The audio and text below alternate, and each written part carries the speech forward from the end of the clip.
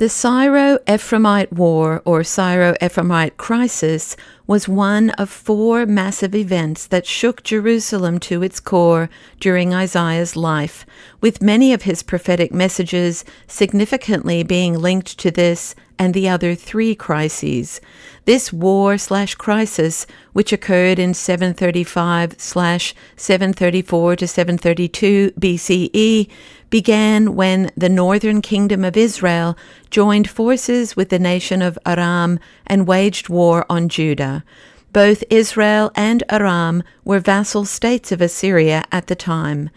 As the Assyrians spread their empire westward toward the Mediterranean and into Palestine, smaller Syrian and Palestinian states formed an alliance against Assyria to stop its expansion, as their predecessors had successfully done in the previous century.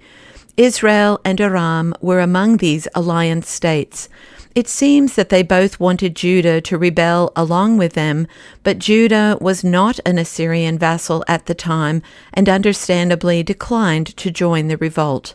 Judah's refusal to join the alliance not only weakened the alliance, but would have given it a serious liability on its rear periphery. As a result, the alliance states attacked Judah in an effort to remove this liability and force its participation. My summary of the biblical account from 2 Kings 16, 5-9. Rezin, Aram, and Pekah, Israel, tried to conquer Ahaz, Judah. Ahaz called out for help from Tiglath-Pileser, Assyria, and plied him with temple and palace treasures. Tiglath-Pileser sent help, took over Damascus, and killed Rezin. Clearly, Aram and Israel's attempt to conquer Judah failed due to the greater power of Assyria. In 731, Tiglath-Pileser III campaigned to Syria-Palestine and crushed the coalition resistance. Judah's request for help from Assyria meant that Ahaz voluntarily became a vassal of Assyria, journeying to Damascus to submit to the Assyrian king Tiglath-Pileser III. The especially famous prediction for Christianity that was spoken by Isaiah to King Ahaz in this historical context is in Isaiah chapter 7. The context is this Syro-Ephraimite war. Isaiah 7:2 tells us that when the house of David heard that Aram had allied itself with Ephraim, the heart of Ahaz and the heart of his people shook as the trees of the forest shake before the wind. The Lord spoke several things to Ahaz through Isaiah, including Isaiah 7:13-17.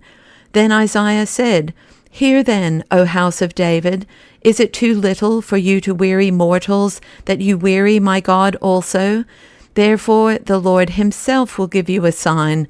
Look, the young woman is with child, and shall bear a son, and shall name him Emmanuel.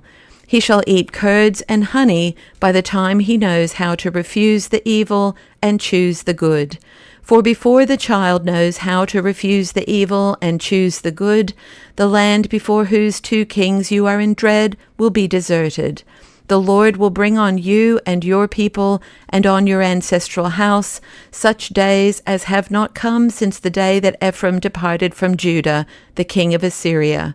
Verse 14 is the verse around which much debate has swirled, primarily because it is quoted in Matthew 1:22-23. All this took place to fulfill what had been spoken by the Lord through the prophet. "Look, the virgin shall become pregnant and give birth to a son, and they shall name him Emmanuel, which means God is with us." Jacobson and Chan tell us that the New Testament authors frequently interpret Jesus' existence as the messianic fulfillment of Old Testament promises, including this specific prophecy. This has continued throughout church history as Christians have perceived the work of Christ in the words of Isaiah.